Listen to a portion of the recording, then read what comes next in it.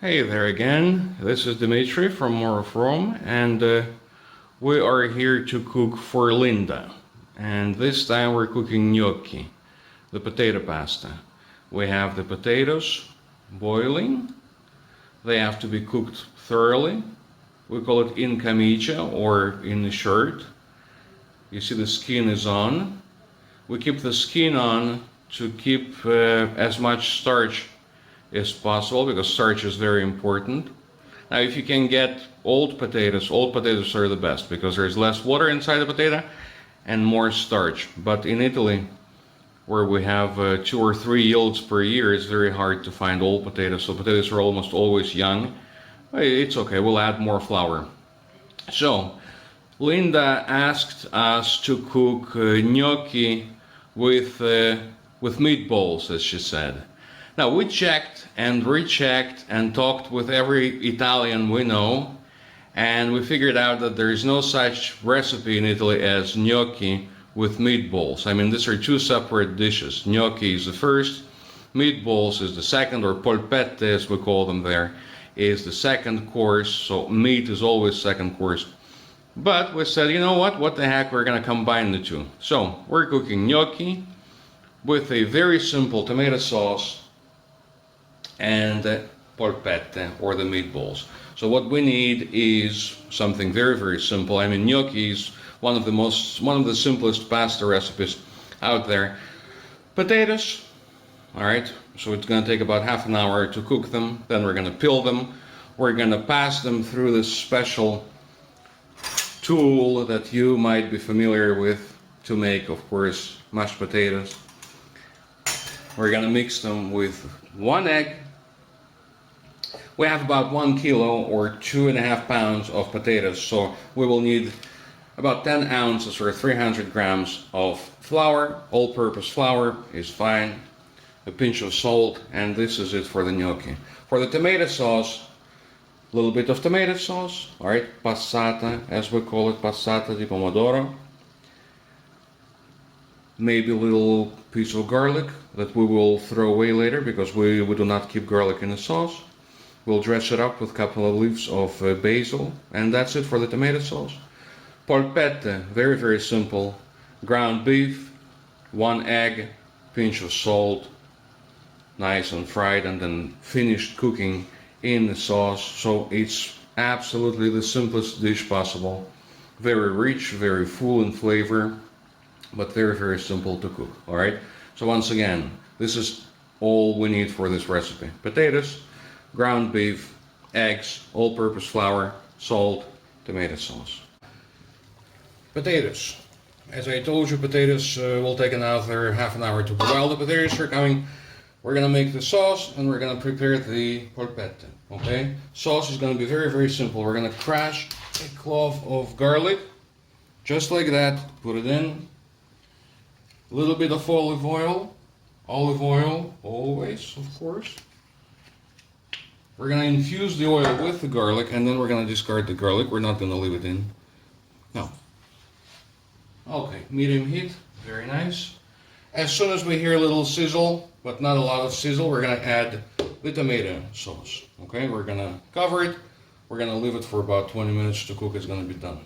Then we're gonna start with polpette. Polpette are very simple. Very, very simple. We're gonna mix the ground beef with 1 egg and a pinch of salt. Okay, you can add cheese, you can add whatever you want in your polpette, but we're gonna stick to the traditional. I mean, we are making something very rich, so anything extra will be really extra and will go against the tradition. Now, just 1 second, we hear a little sizzle, so we're gonna add the tomato sauce.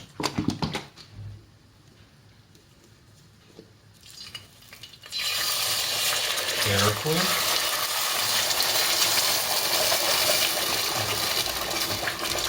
It's always a mess, but it's a mess that we really, really like.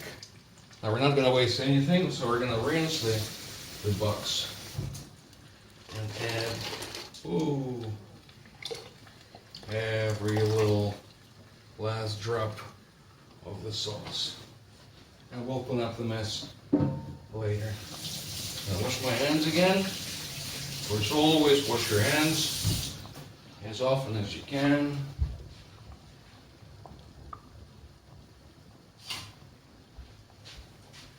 So, garlic can stay in for now, then we're gonna remove it a little bit later. And we're gonna add basil at the end. If we add the basil now, by the time it's cooked, the flavor is gonna be gone. We can add salt right now, not too much, because as it cooks, it reduces, of course, and if we put too much salt right now, it's gonna be too salty at the end. We cover it, and we forget it for now. Put the spoon here. Polpette, very simple. The egg.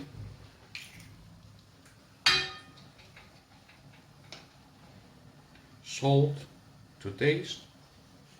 If you don't like salt, you don't put salt. If you like more salt, you put more salt. It's totally up to you. And we mix it all.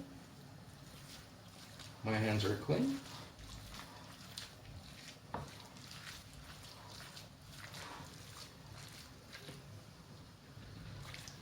We're gonna cook polpette and we're gonna fry them almost all the way through, alright? But then we're gonna put them in the sauce and finish cooking in the sauce. So egg is there just to make it stick. That's all.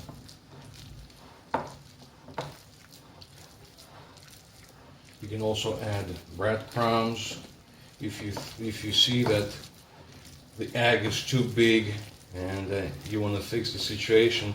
You can add a little bit of flour or directly in the meat, or you can add a little bit of breadcrumbs. Italians use lots of breadcrumbs in many recipes.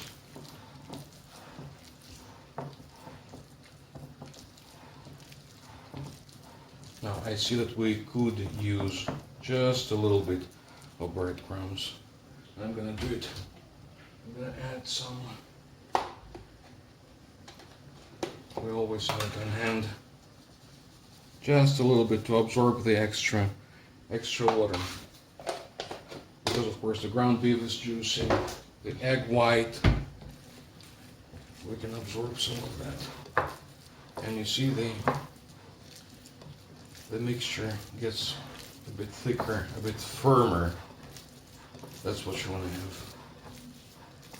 Now, every family makes different size and shape meatballs or polpette. We're gonna make them medium size, okay? I would say almost bite-sized.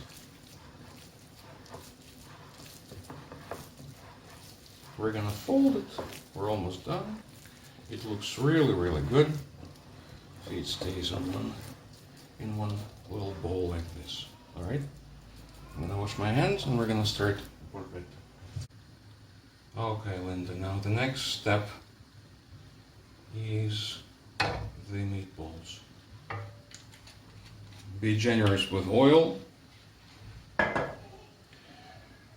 you have to be careful about the temperature. All right, don't put it up too high, because olive oil, especially extra virgin olive oil, has a very, very low burning point. So it starts burning very, very easily, very quickly. And you want to be able to stay, of course, being in total control of your polpette. And you want them to taste good. You don't want your kitchen to smell. So take all these things into consideration. And we're gonna start rolling. We will see if there's a little sizzle. No, it's still too soon. So we're gonna lay them out on a cutting board. This is actually much, much better. If you can work out some kind of system for meatballs, it's always great. Because it's always great to prepare everything in advance. As the French call it, mise en place, for all your ingredients, for all the produce. Then you don't have to care. You don't have to worry about anything. You just use the system, go one by one, like a machine. The oil is still too cold. It gives us time to prepare more polpette.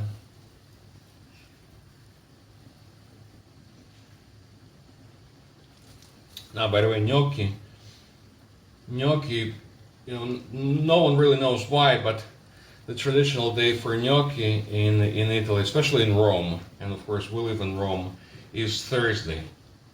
So people say it's giovedì gnocchi or gnocchi Thursday. Another thing about gnocchi is that, of course, gnocco is just a dumpling, right? Potato dumpling. And gnocco means cute in Italian. You can use it for male or female. You can call him gnocco if he's cute. Or you can call her gnocca if she's cute. It's not very widely used, of course. I mean, you will not hear it on TV or read it in the books, but you know, that's what simple people say. That's what simple people on the street use. Now, let's check the oil. The oil is perfect. Absolutely perfect. That's exactly what you want to hear and what you want to see. A little bubbling going, a little sizzle going. Nothing extreme. You don't want it to be too messy. You don't want it to get out of control. Do not overcrowd the pan.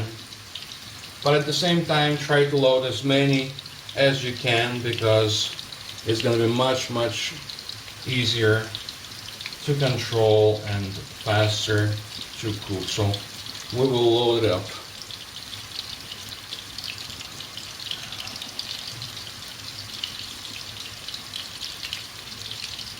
As soon as you put cold meat into hot oil, the temperature drops. The temperature of oil, of course, drops. So we'll load it, how many? Maybe 10 at once. The temperature dropped a little bit, but now it's going to come back up. It's going to come back up, and we have to be careful. You see, we can put more. Of course, if you're cooking for a family, you're cooking for lunch, and Linda, you are having lunch with us today, because we're having your dish today.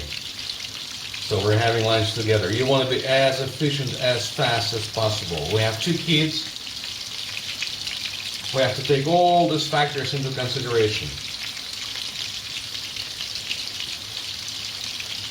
So we might turn a blind eye on the, not the quality, but the result, let's say, and load a little bit more than we should into the frying pan. But it's totally up to you, and it's totally, it totally depends on how much time you have, and you know, your situation, your frying pan, the amount of meat, the number of members in the family, and things like that. So this is enough.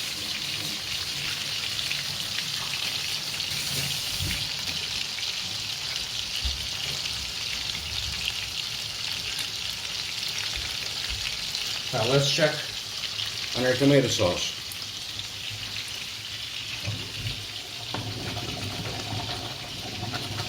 It smells really, really good. We have to lower the heat. That's what we're going to do now. Okay, and leave it on a very, very low for about 15 more minutes. We're going to check the potatoes at the same time.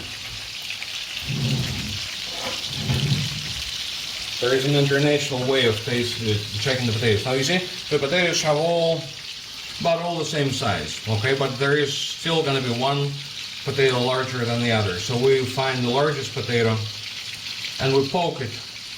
And if the knife goes through easily without anything stopping it, that means it's cooked. Now, it's not. 5 more minutes. And it's going to be done. It's going to give us time to prepare polpette and finish them in the sauce. Let's see.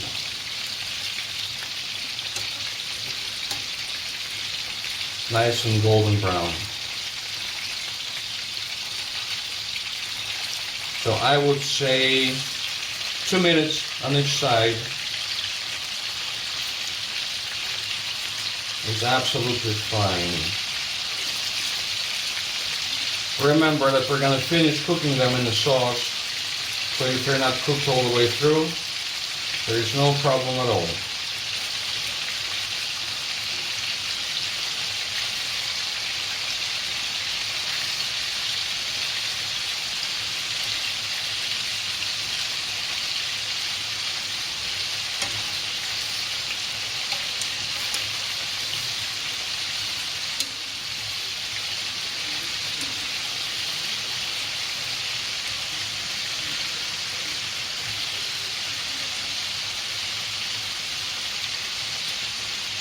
Absolutely perfect. All right, Linda. Now, the tomato sauce is almost ready.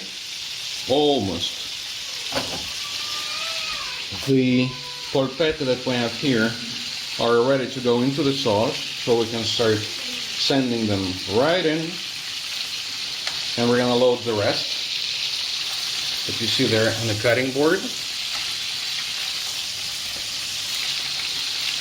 And we're going to check the potatoes once again. Potatoes have to be peeled and mashed and prepared hot.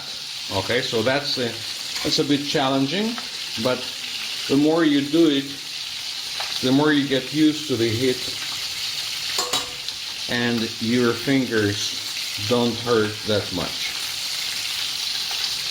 You see, the sauce is very, very rich. It's full of meat now, and of course the caramelized meat brings so much flavor into the sauce. Now, as soon as you remove the meat from the frying pan, the oil temperature goes up.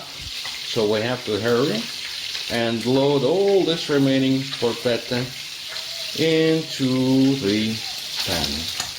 And of course we can adjust the temperature. You see, we're going to turn it down just a little bit.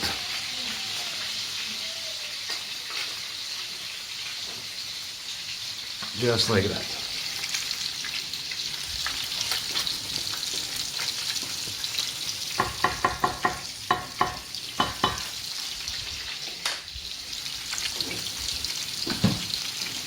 We are going to check the potatoes now. And again, we find the biggest guy in the bunch. We poke it, and still it's a bit too hard, so we can leave it on for now. And of course, we remove and discard the garlic. You know, you would be surprised, and everyone gets always surprised and almost shocked, but even though many Italian recipes call for garlic,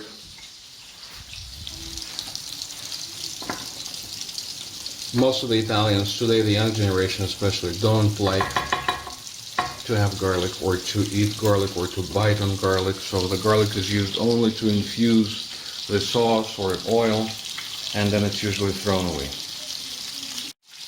We load the last remaining meatballs into the sauce. Again, just like that, in they go.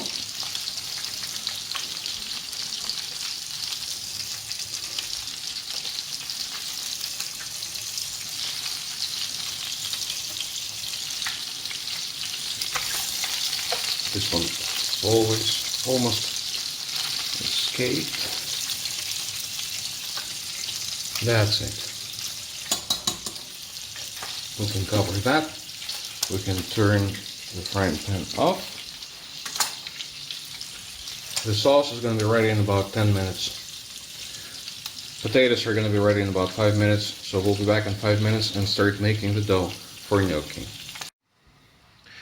2 more minutes for the potatoes, and it's going to take 5 minutes to peel them, 5 minutes to prepare the dough, so we have time to boil the water.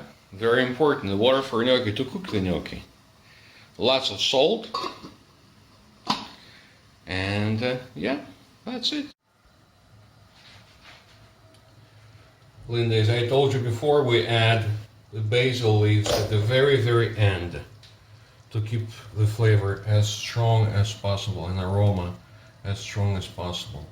Almost with all aromatic herbs, maybe except sage. If you add them too early, you lose the aroma. So, now I wish you could smell it here. And we're gonna drain the potatoes and start peeling them. Pause it, I drained the potatoes. You see, potatoes are hot, really hot. And now my job is to peel them and make the dough while they're hot. Okay, that's the secret. So it's gonna hurt a little bit, but you just have to deal with it, and you have to do what you have to do. So let's start. It's really hot. If you just resist for the first seconds, your fingers get used to it, and you can actually work. Then the skin is the first thing, of course, to cool off. As you expose the potato, it burns even more. But you have to do what you have to do. Okay, turn it off, Katrina. Potatoes are peeled. Lost a couple of fingers in the process. Emanuela helped me. Of course, she lost a couple of fingers as well. Very hot. Now, a little tip that we can give you is to use a towel, or a paper towel or a cloth towel to hold the potato, because it's really hot. Now, let's load them up right there. This is the easiest part of the whole process. One time is enough. We'll load one more.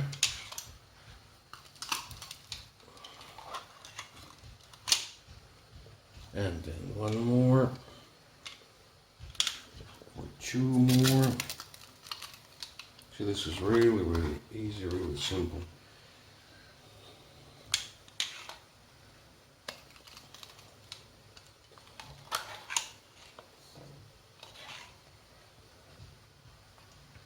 Whatever falls out, not perfectly squeezed, we will load back in and continue. Prepare to get dirty, okay, to get your fingers dirty, because this is a very messy but delicious dish. There you go, still nice and hot, steaming. Let's collect whatever did not go through and put it back. Then, of course, whatever big chunks we have left, we can just either discard them or squash them with a fork. Okay, but for the sake of video, we're going to get rid of this. And now what we have here is the potato base. Nice and ready and steaming hot. The rest of the ingredients are very simple. Egg, salt, flour. So for 1 kilo of potatoes, about 2.5 pounds, we need 1 egg,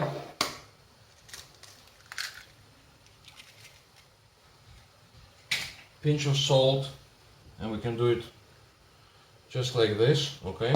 Just to make it easier.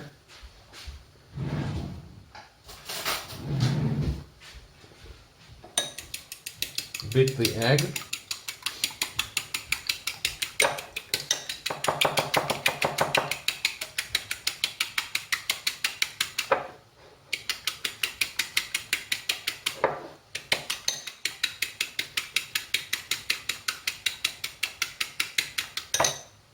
For 1 kilo of potatoes, we will need about 300 grams for 10 ounces of flour. So I would say a cup and a quarter. Don't put all flour in at the same time, because you never know how your potatoes are. So start with, I would start with half a cup, and then it's always easier to add than to remove, always.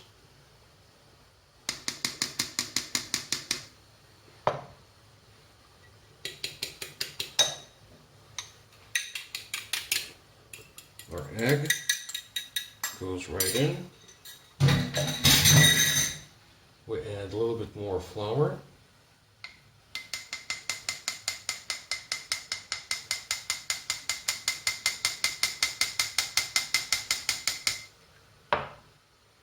And start mixing. You don't need the dough for gnocchi. You fold it very gently, because the more you work it, the more you knead it, the tougher it becomes, and you end up with a very, very gummy, rubbery, chewy gnocchi instead of something very, very light and fluffy. Okay, so you just fold it gently, just like that. We're back. We're back. Now it's time to make the gnocchi. Take a little bit of dough and roll it. Roll it into this long sausage and cut in small pieces. The size depends on your taste. There's no rule. Then you have to put the grooves on them, okay? Le righe, gnocchi rigate. So we'll roll them onto the fork. This righe will absorb more sauce, you see?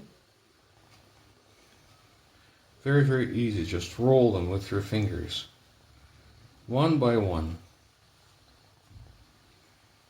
Gnocchi are very, very fluffy. You see, potatoes were very, very young and actually not really good for this recipe, but as I told you, it's really hard, especially right now that we're in a lockdown, to find old potatoes. A little bit more flour in the fork.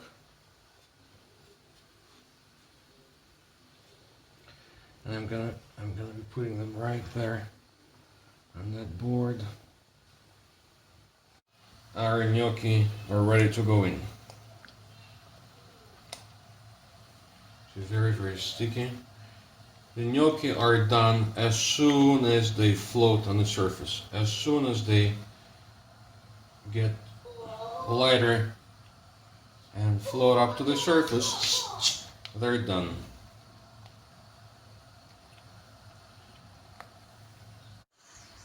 And when you see the gnocchi floating on the surface like this, that means they're done. Don't look as good as the store-bought, but taste much, much better. And these are your homemade gnocchi with tomato sauce and meatballs, or porpette. Extremely messy, complicated, complex, but at the same time delicious. Enjoy.